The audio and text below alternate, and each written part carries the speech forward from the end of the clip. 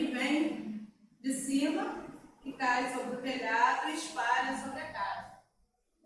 A descarga de energia que a casa espírita recebe.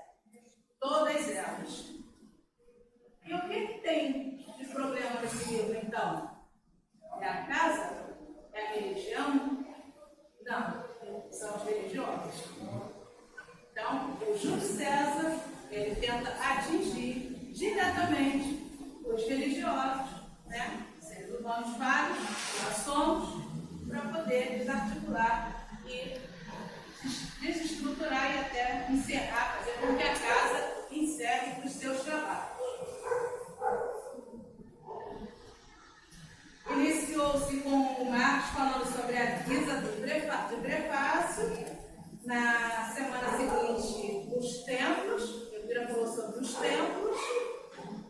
Depois, o Luiz Antônio falou sobre o tema aconselhando os médios, aconselhando o médico. E o Josemar falou sobre as reuniões das sociedades espíritas. Tudo aí foi a introdução do livro. A introdução é bacana, interessante, foram colocados pontos que são interessantes observar e estudar antes de se iniciar a leitura. Daí a necessidade dessa introdução. E aí, na semana passada, o Luciano iniciou o capítulo 1 com a primeira parte. E aí ele fala que tudo começa com uma reunião numa cidade espiritual, né, inferior, com a fala do líder, chefe, do Júlio César, né, numa reunião de obsessores, numa praça sombria. Isso é um resuminho básico do que ele falou.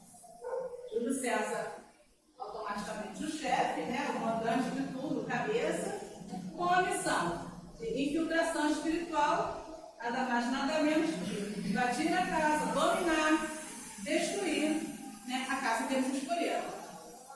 E aí ele cita uma série de motivos, né, que o Luciano escreveu, inclusive números, né, muitos números, sobre as situações que acontecem numa reunião mediúnica. Ele cita a quantidade de socorro, a quantidade de dissidentes que se libertaram do local. E essa questão incomoda, porque ele perdeu muitos seguidores com isso. Então, ele está se sentindo prejudicado, Júlio César, né? Estão atrapalhando, a casa espírita atrapalha. E desde que as casas espíritas começaram a trabalhar com as reuniões de desobsessão, que esses líderes do plano inferior, como o Júlio César, vêm perdendo terreno, né?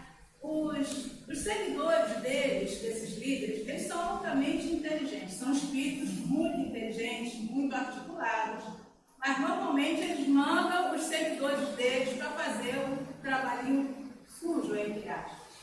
E é nessa vinda desses seguidores é que a casa trabalha nessa questão de orientação desses espíritos. Alguns aceitam, ficam, preferem escolher o lado da luz, e outros, ainda não chegou a hora, vamos voltar lá para o livro. E assim, novos vão aparecendo, novos obsessores vão aparecendo, recém-desencarnados, dependendo da trajetória encarnatória dessa pessoa, né? Aquilo que se vive no plano espiritual vai depender do que você fez aqui, a gente sabe bem disso. Então, os perseguidores de uma pessoa só, algozes, que a gente às vezes chama de algozes, de algumas pessoas. E aí todo esse trabalho no bem, que nós chamamos de trabalho de caridade, de socorro espiritual, vem incomodando o chefe, o Júlio César. Tá? O líder fanático continuou esse discurso nessa praça sombria. E aí ele diz: nosso trabalho está dentro de certos limites. Leis universais regulam nossa influenciação. E a casa espírita, a qual desejamos invadir, dispõe de poderosa proteção espiritual, em incessante trabalho no bem, além de entidades sublimes, garantindo-lhes extraordinário auxílio. Eu falei sobre a capa do livro. Então, a capa do livro, aquele facho de luz, aquela descarga de luz, são as energias do bem que são descarregadas sobre uma casa espírita, que promove toda essa atenção especial, que a casa não fica desamparada, jamais. Ah, mas o Júlio César vai atacar, e vai tentar atacar, ele vai conseguir. Vamos ver no decorrer do livro, o que ele vai conseguir, não é? Mas ele reconhece aqui nessa fala que existem leis universais, que nada acontece sem que Deus permita. É isso que ele está falando. Sobre as leis divinas, as leis de Deus. Ele pode até querer invadir a casa espírita, mas não vai depender única e exclusivamente dele. E ele reconhece, ele coloca aqui que é uma poderosa proteção espiritual que a casa tem, mesmo assim ele vai desafiar, ele vai lançar o desafio. E ele fala sobre entidades sublimes garantindo-lhe extraordinário auxílio. Semana passada, quem veio, verificou uma imagem muito bacana que o Luciano contou. Ele colocou a imagem do centro espírita, não esse, né? Esse centro espírita, nosso centro espírita, e ele colocou vários protetores, colocando um a um, vários protetores, toda a fachada da casa. Aí, muitos podem ter achado estranho, porque dentre os protetores que ele colocou imagem de preto velho, de caboclo, de ciganos, de Exus. E aí, a gente fica assim, quando você começa a frequentar o espiritismo, para quem já frequentou Umbanda, quem já conheceu outras religiões, a gente pensa assim, mas o caboclo, o preto velho, não é de lá? O que eles estão fazendo aqui? Eles vêm, sim. Eles têm a parte deles para cumprir, sim. Os videntes que os geram. Quando você começa a trabalhar mediunicamente, que você verifica que você tem uma clarividência aflorada, você começa a ver esses espíritos pela casa espírita não estranhos. Eles fazem parte do trabalho, sim. Eles têm a parte deles. Aí ele fala sobre entidades sublimes. Vamos colocar aqui, nós costumamos ver nas nossas visões espirituais seres azuis com quase 3 metros de altura. Eles são lindos, mas por que eles são lindos? Não sei, a gente não vê rosto, a gente vê uma forma azul, meio que puxada do violeta, da altura desse teto. E residente já viu. Eles vêm muito dessa forma. Vamos supor que tenha aí um espírito obsessor, perturbador e tudo, ele consegue chegar para fazer a festinha dele. Aí ele se depara com um preto velho, lá no cachimbinho dele, humilde, e se depara com um ser sublime, o azulão de 3 metros de altura. Aí o preto velho chama, vem conversar comigo. Aí o azulão chama, vem conversar comigo. Quem será que ele vai preferir? Eu acho que ele vai preferir o preto velho. Ele vai olhar para aquele ser assim, o que é aquilo? Eu não sei o que é aquilo, então é melhor eu ir ali no caminho. Está entendendo a essência da coisa? Por que é que isso acontece? Então eles não estão só lá na religião afro, eles têm a parte deles que eles fazem também nas casas espíritas. Acredito se quiser, nas igrejas. Não é diferente, é o trabalho deles. Então os videntes que conseguirem visualizar o caboclo aqui, tanto na sala, no horário de mesa mediúnica, não se assustam. Ele está fazendo o trabalho dele. E assim tantos outros. Foi muito bonita a imagem que ele colocou na semana passada. Quem não viu, vê lá no YouTube. Tá? Então, ele reconhece, o líder reconhece que ele vai enfrentar uma pedreira, as dificuldades. Mas ele sabe que o amparo do centro espírita, o centro espírita ele tem ali, é como se fosse isso aí, um telhadinho e um piso no céu. O centro espírita está sempre no céu, tá? O centro espírita está sempre no céu.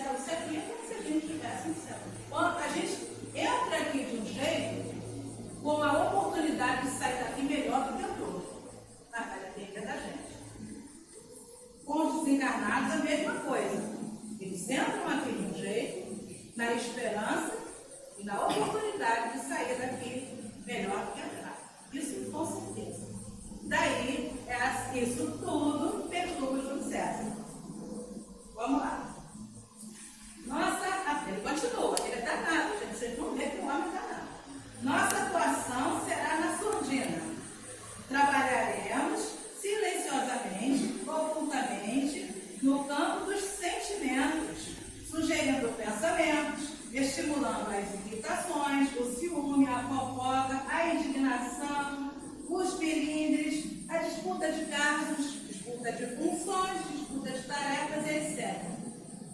Alguém aqui é assim? Somos, né? E o Júlio César sabe disso.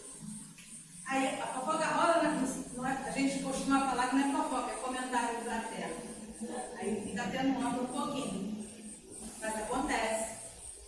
Somos seres humanos, somos pais, estamos aqui procurando o quê? Melhorar. Mas ainda está aqui, ainda um pouquinho agarrado, né? Na gente, né? O menino, ele médium, ele vê, não acontece nada comigo, vou mais não, estou me lembrando.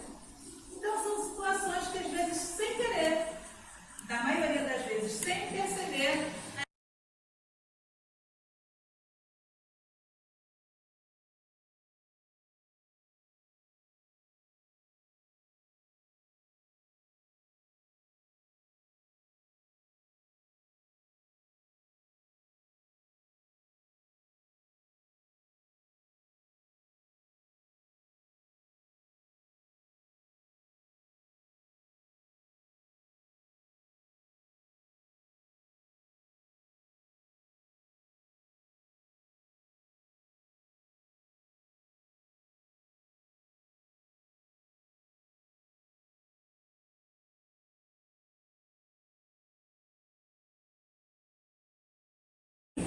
no caminho do bem. Quer dizer, a culpa é de você. O que acontecer, não fui eu, não foi mim. Não foi eu que utilizei, o sensor que me perturbou. Normalmente é assim, né? Eles que, de tempos em tempos, abrem brechas. Nós apenas aproveitamos os deslizes e descuidados, descuidos dos ilustres seguidores de Jesus. Somos seguidores de Jesus, sim. Não tão ilustres, né? Ele coloca dessa forma. Mas, como eu disse antes, as brechas acontecem sem a gente perceber. Porque a gente não quer errar, a gente não quer abrir brecha. Até o pensamento, dependendo de como você pensa a respeito do seu companheiro e tudo, o seu companheiro não está ouvindo o seu pensamento, mas o Júlio César está. Os comparsas dele também. Para eles fica muito fácil. A gente ainda não, pessoal, né? Eles têm um bate-boca, desse qualquer, uma discussãozinha, abriu a brecha. E acontece, como é o nome do livro, acontece nas casas espíritas. Aí ele continua. A propósito, esse é o único modo de penetrarmos na instituição. A única forma de não sermos barrados pelas correntes protetoras, pois que os mensageiros do bem não podem violar o livre-arbítrio dos adeptos do Cristo. É verdade. Ele é bem inteligente, né? Ele mapeou tudo direitinho. Por mais que nós tenhamos o amparo divino, né, dos seres do bem, dos mensageiros do bem, a escolha é sempre nossa. Escolhemos nossa produção, escolhemos a nossa casa, escolhemos as nossas roupas, e escolhemos o que vamos ser e o que vamos pensar. Né? Aí ele continua: os espíritos do mais alto sempre dizem que do mal tiram o bem, que nossa entrada é permitida porque servirá de teste para muitos dos frequentadores e trabalhadores da casa. Contudo, enquanto elas, as entidades evoluídas, aguardam a aprovação dos seus pupilos no campo das provas, nós apostamos na reprovação dos tutelados. Então, ele se acha até o momento, nessa reunião, explanam os seguidores dele que eles estão com a faca e o queijo na mão e o nosso pescoço na faca deles. Aí ele continua: temos de valorizar o momento, pois as dificuldades econômicas, sociais e políticas do país estão a nosso favor. Já nesse isso aconteceu, não acontece, né? Não é nada, isso envolve muito a gente. Isso que ele coloca aqui envolve muito a gente. A gente vem às vezes para a casa espírita com as nossas preocupações nestas questões sociais, econômicas e outras coisas mais, às vezes familiares ou afetivas, enfim. E se esquecem de vigiar, né? Descuidamos da nossa vigília, né? Cultivando o pessimismo, a irritação, os palavrões, etc.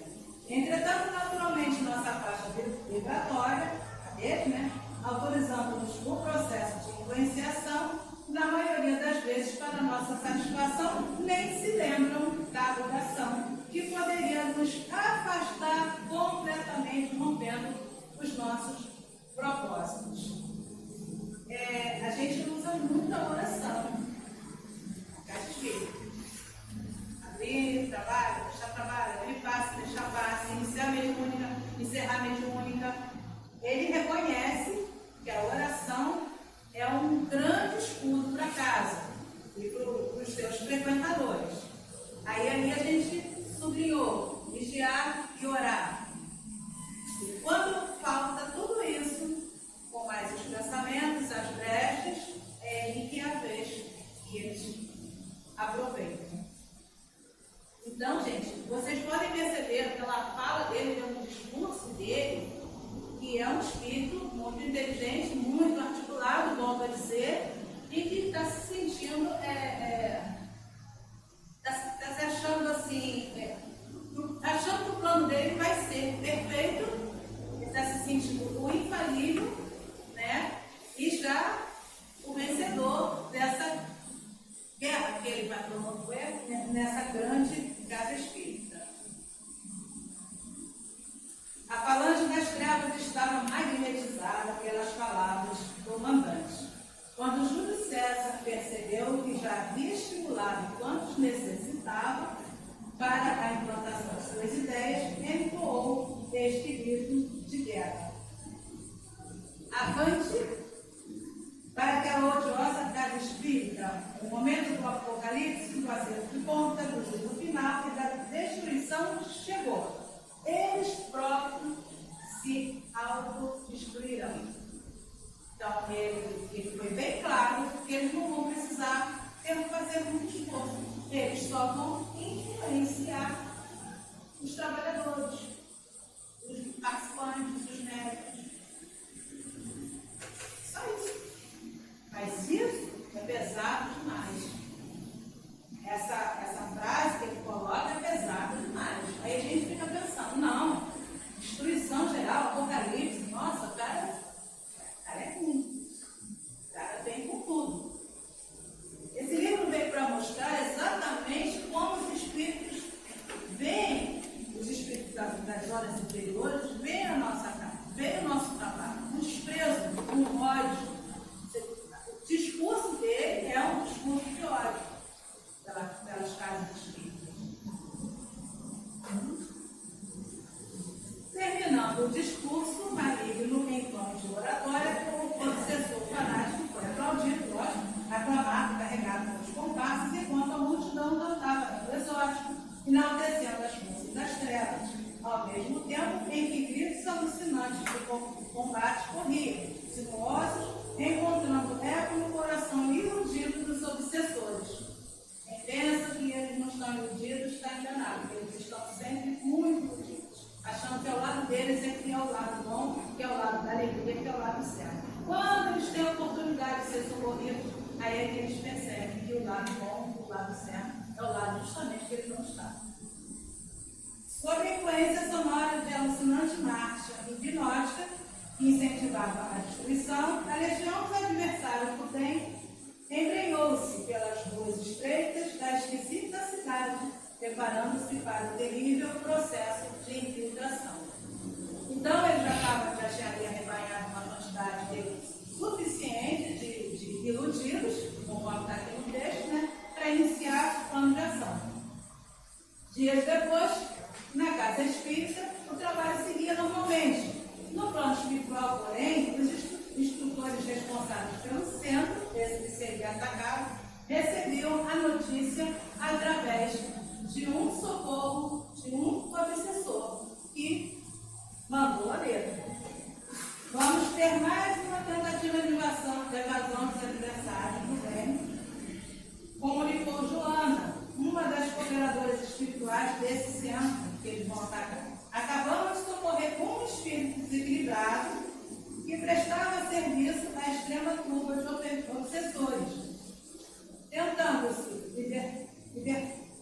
tendo-se libertado da influência negativa, narrou-nos, com riqueza de detalhes, diabólica palestra que os já conhecidos Júlio César realizaram em sua cidade sinistra, almejando mais uma vez destruir a obra do bem. Então, todo o plano espiritual que cuida desse centro espírita, né, o grupo espiritual que cuida desse centro espírita, foi avisado já com antecedência para que se iniciasse, né, o preparo, a condução através de intuição dos médiuns, né?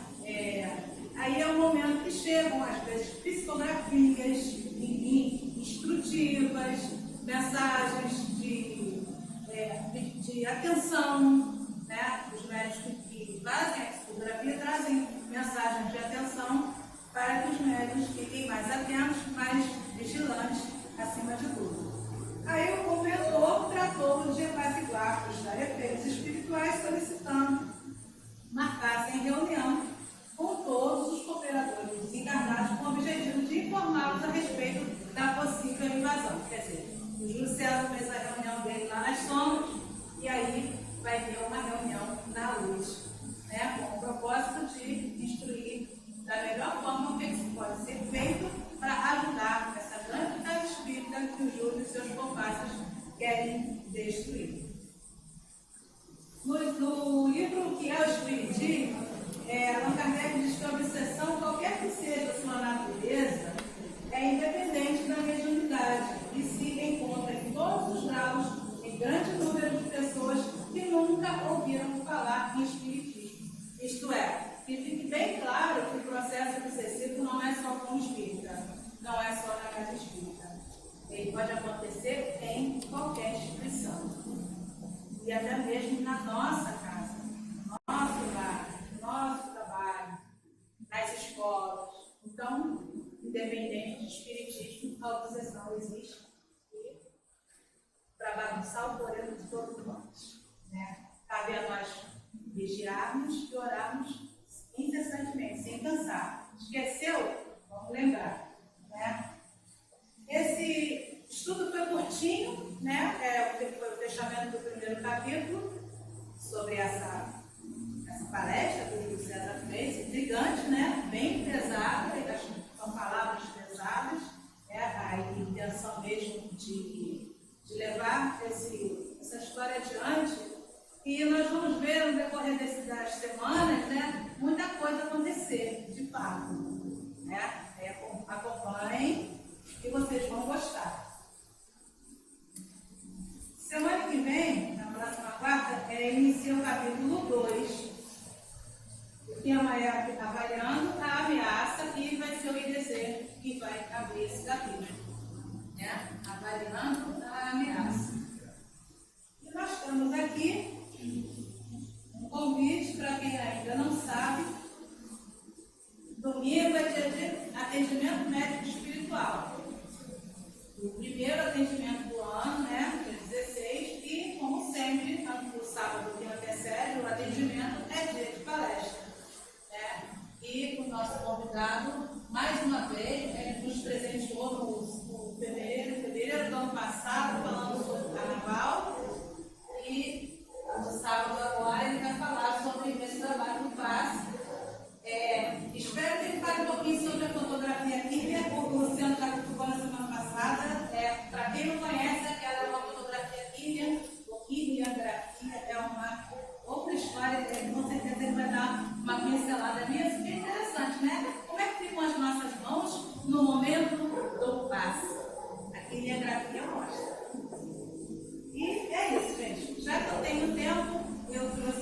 musiquinha para mostrar para vocês. Eu já trouxe ela aqui. Ela é muito bonita. Fala sobre as nossas imperfeições. Hoje nós falamos sobre o Júlio César nos atingir através das nossas imperfeições, das nossas aberturas, das nossas brechas. E nós deixamos bem claro na nossa fala que nós somos sempre falhos e acabamos deixando brechas sim, porque não somos perfeitos. Se fôssemos perfeitos, não estaríamos aqui. Não é? Aí eu trouxe a canção, a nossa canção dos imperfeitos para vocês.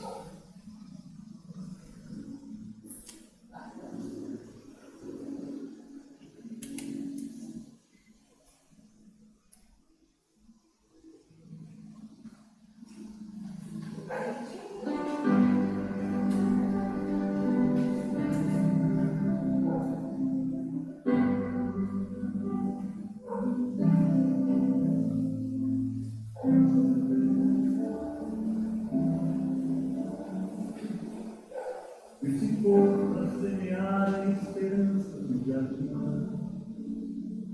e se for para desculpar uma criança cristã, e se for para perdoar, também escolha. Também sou pecador, também preciso de perdão. Não sou santo e não sou anjo e nem demônio, só eu. Imperfeito, insatisfeito, mas feliz, assim sou eu.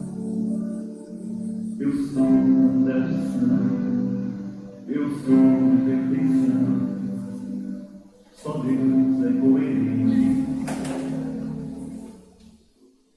Já sorri, já fiz feliz, já promovi, já elevei.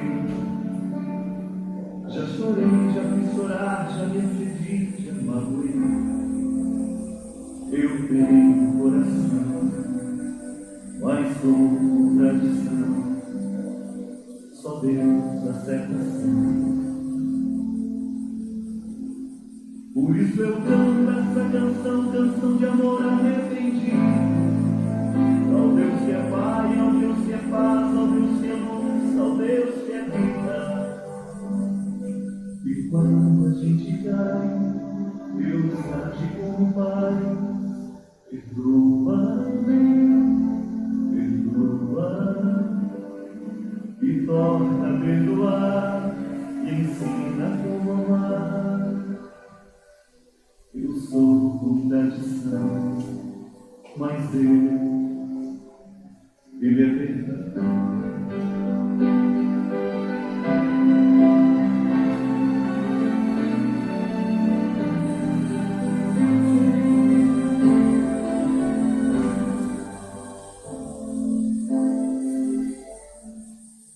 Já sorri, já fui feliz, já promovi, já elevei. Já chorei, já fui chorar, já decidi, já magoei. Eu tenho um coração, mas sou contradição. Só Deus acerta assim. Por isso eu canto essa canção, canção de amor a Deus.